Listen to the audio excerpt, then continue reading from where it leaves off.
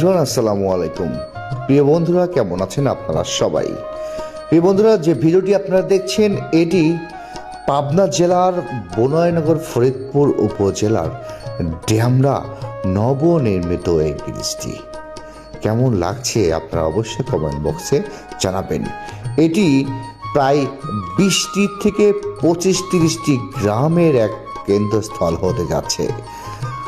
হাজার বছরের স্বপ্ন অলরেডি বাস্তবায়নের পথে। কতটুকু কাজ এগিয়েছে এবং কতদিনে শেষ হবে সেটারই কিছু চিত্র আপনাদের তুলে ধরছি। আসলে একটা সুন্দর একটা ব্রিজ হয়েছে এবং রতনপুর এবং ড্যামরা একদম কেন্দ্রস্থল বলতেই পারি আমরা। এই ব্রিজটি হলে হাজার মানুষের স্বপ্ন পূর্ণ হতে চলেছে। এটি দীর্ঘায়িত হয়েছে অনেক বছর ধরেই, স্বপ্ন বাস্তবায়নের পথে। ড্যামরার সেই রতনপুর ব্রিজের কেন্দ্রস্থল এটি।